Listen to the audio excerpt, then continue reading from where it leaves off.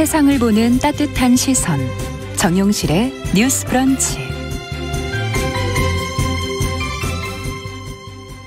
네, 정용실의 뉴스 브런치 듣고 계신 지금 시각 11시 31분입니다. 시인의 시선으로 이번엔 뉴스와 세상사 시 한 편 같이 연결해보는 그런 시간이죠. 시시한가 황수진 시인 자리해 주셨습니다. 어서 오십시오. 네, 안녕하십니까. 자, 오늘은 어떤 뉴스를 좀 볼까요?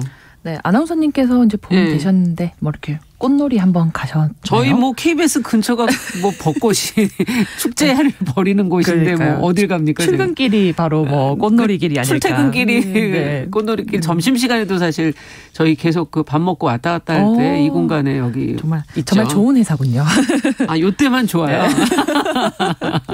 참 주말에 뭐 했냐고 물으면은 요즘에 벚꽃 보고 왔어라고 답하는 분들 많지 않을까 사진들을 싶어요. 많이 올리시던데요. 네. 그러니까 이곳 KBS 근처도 그렇고 이제 벚꽃이 만개했잖아요. 맞습니다. 네, 코로나19 방역이 이제 완화되는 가운데 오랜만에 전국 곳곳에 이제 꽃놀이 인파가 몰리고 이번에 있습니다. 좀 인파가 많이 몰렸어요. 맞습니다. 왜냐하면 이제 3년 만에 개방된 벚꽃길이었기 때문에 특히 이제 여의도 윤중로 굉장히 유명하죠. 그쵸. 그래서 가족, 연인 뭐 벚꽃 구경하려 오는 인파로 참 주말에 발 디딜 틈이 없었던 것 같은데 이 벚꽃을 보러 먼 곳에서 달려온 분들도 많다고 해요. 서울신문에 실린 짤막한 시민 인터뷰를 봤더니 한 50대 시민은 다리가 불편한데도 경기도 안양에서부터 여의도를 찾아왔다고 굉장히 고생한 보람이 있을 정도로 너무 아름다웠다라는 그런 인터뷰가 있었고 경기도 남양주에서 일부러 자전거를 타고 온 50대 시민도 있었고요.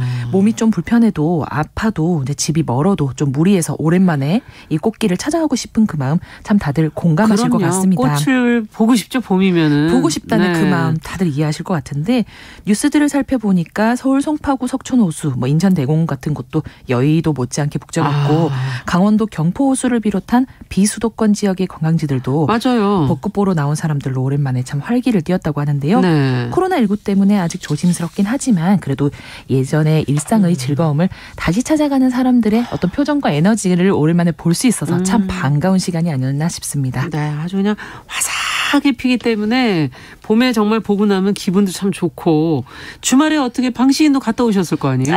어딘가는. 네, 어딘가는 속속들이 이제 봄꽃이 어디다 피었나 이렇게 돌아보고 했었는데 저는 봄꽃 하면은 여러 가지 꽃이 있지만 이 펜지 참 좋아하는데요. 펜지를 좋아하세요? 그러니까 벚꽃이 많이 피긴 하지만 이 아주 짙은 붉은색의 펜지 요거가 참 기억에 남는데 이게 지자체에서 많이 심지 않습니까? 맞습니다. 네, 약간 그 정말 선홍색의 그 빛이 참 인상 깊었는데 제가 이제 주택에 살았을 때 앞마당이 조그맣게 있었어요. 그럴 때 거기가 펜지 피곤 했었는데 부모님 말씀에 의하면 이제 집안 사정이 제일 어려웠을 당시라고는 하지만 펜지 폈을 때가 네, 저는 그때가 제 감수성이 가장 피어났던 시기가 아니었다는 생각을 하거든요.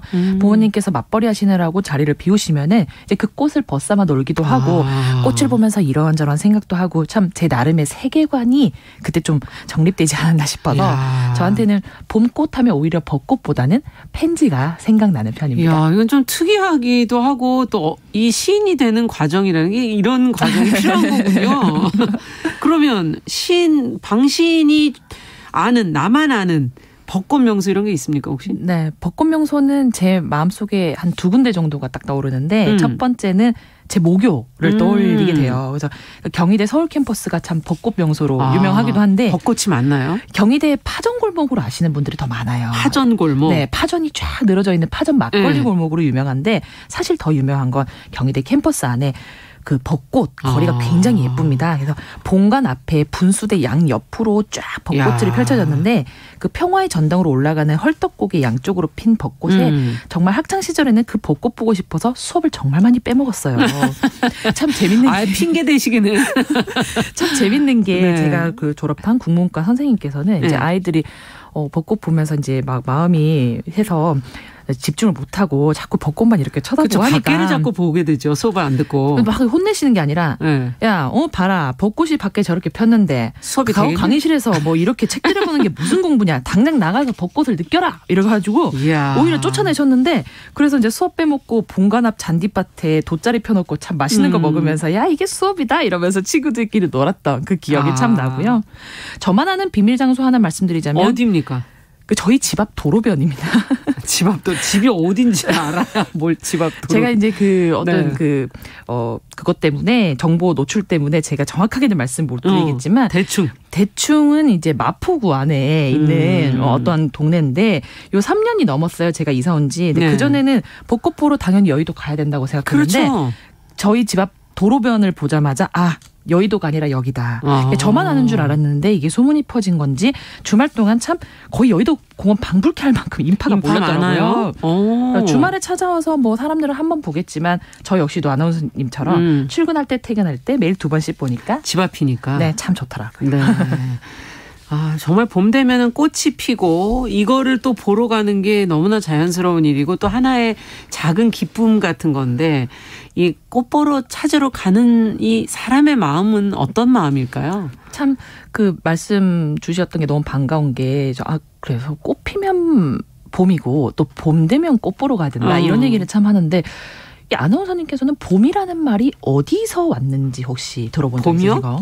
그 봄이면 당연히 봄 아니야? 봄 아니에요? 그냥. 예. 근데 참 이 연원이 궁금해져서 제가 한번 찾아봤어요. 뭐예요? 네. 첫 번째는 따스함을 상징한다는 불의 옛말인 불에 오다라는 명사형 옴이 합쳐져서 불옴이라고 불렀다가 이제 리을이 탈락하고 봄이 되었다는 설이 있고 예. 또 하나는 보다의 명사형인 봄에서 왔는데 안 보이던 것들이 보여서 봄 그리고 새로 보이는 모든 것들을 새로운 시선으로 본다라는 의미에서 봄. 그 두 번째 설이 좀 더 유력하다고 합니다. 글쎄 보다에서 오지 않았을까 하는 생각을 살짝 했었는데. 네. 추가로 이제 중국 당나라 두보의 시 전편을 이제 분류해서 한글로 번역한 시집 유명한 두시언해를 봐도 뛰어오를 약자를 봄놀다라고 번역을 하고 있는 거거든요. 그래서 문맥상에 현재 뛰놀다와 같은 의미로 쓰인다고 보면 봄은 그야말로 뛰고 움직이는 계절이라는 걸로 추측을 해볼 수 있죠.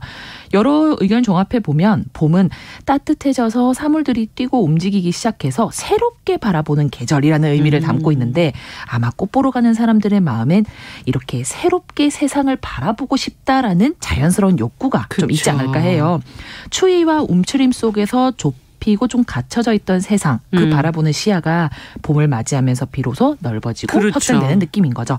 그래서 꽃을 보면 왠지 옛날에 사랑했던 누군가가 생각이 나고 또 꽃 봉우리에서 아름다운 잎으로 피어나는 모습을 보면 막 가슴이 일렁대고 두근하고 뭐 이런 느낌을 느끼는 게 아닌가 싶습니다. 네, 나이가 들수록 이상하게 봄이 더 좋더라고요. 맞습니다. 젊을 땐 가을이 좋았던 것 같은데. 맞습니다. 네.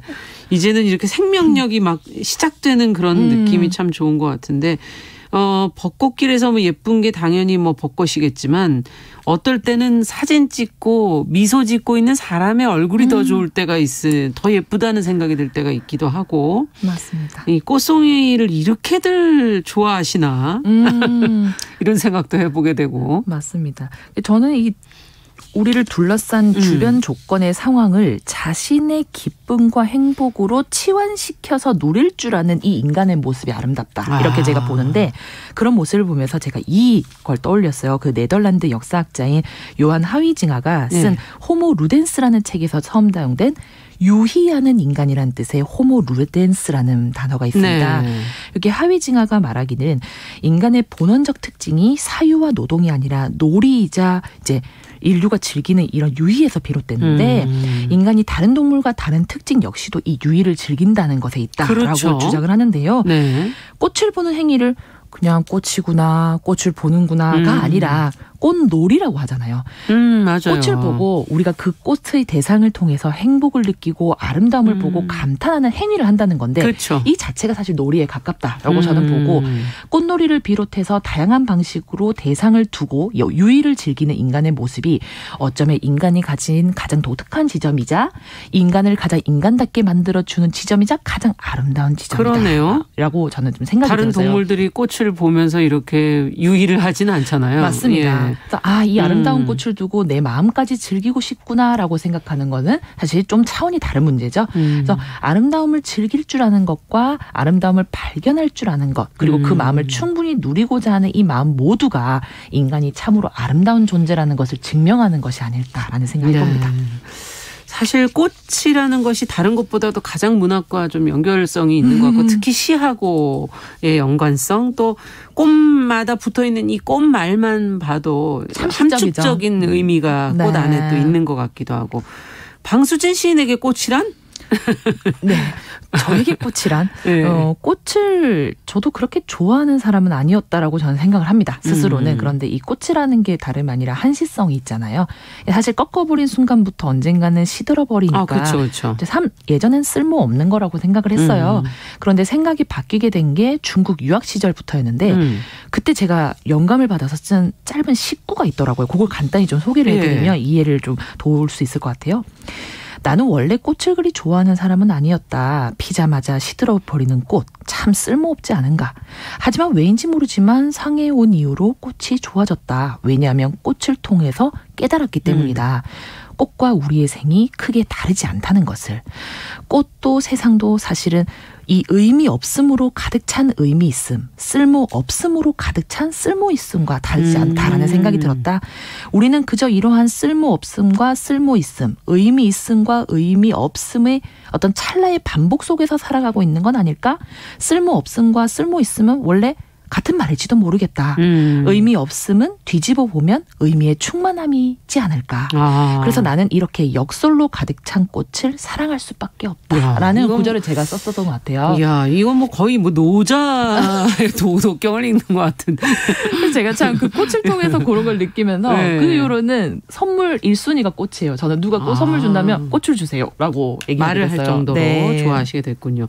그러면은 뭐 꽃에 관한 시는 워낙 많지 않을까 하는 생각이 드는데 어떤 시를 같이 좀 읽어볼까요? 네, 꽃에 관한 시는 많지만 제가 말씀드리고 싶은 건 꽃보다는 그래도 사람이다라는 걸 말씀을 드리고 싶어서 오늘 좀 신선하게 노래 가사를 좀 준비해봤습니다. 노래 가사를 오랜만에. 네. 예. 그 안치환 씨의 사람이 꽃보다 아름다워 많이들 아시는 텐데요.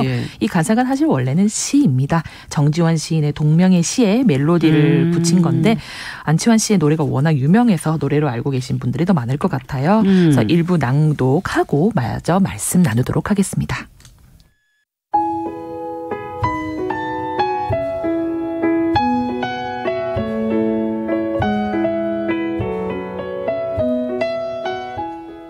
안치환, 사람이 꽃보다 아름다워. 지독한 외로움에 쩔쩔 매본 사람은 알게 되지. 알게 되지. 그 슬픔에 굴하지 않고 비켜서지 않으며 어느 결에 반짝이는 꽃눈을 닫고 우렁우렁 잎들을 키우는 사랑이야말로 짙푸른 숲이 되고 산이 되어 메아리로 남는다는 것을. 누가 뭐래도 사람이 꽃보다 아름다워.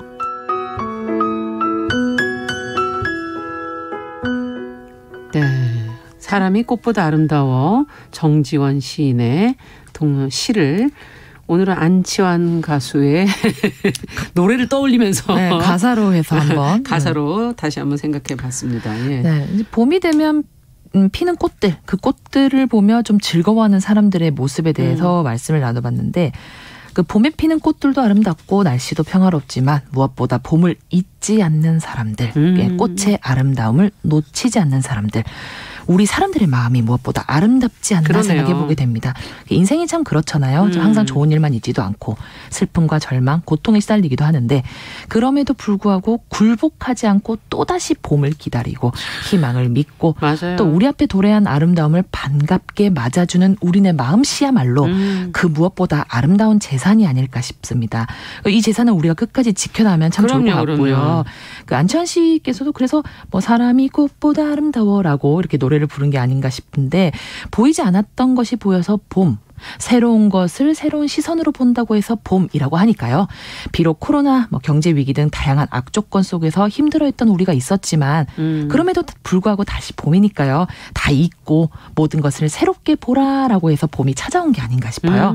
여러분은 좀 봄을 통해 또 어떤 새로운 것을 보고 계실지 궁금한데 올해 봄만큼은 봄을 즐기고 봄을 맞이하는 나의 마음이 무엇보다도 아름답다. 소중하다. 이 꽃보다 훨씬 더 아름답다라는 생각을 해보시면서 꽃놀이 즐겨보는 게 어떨까 싶습니다. 예. 오늘은 꽃 보러 가는 사람들의 마음에 대해서 방수진 시인과 함께 살펴봤습니다. 말씀 잘 들었습니다. 네, 감사합니다.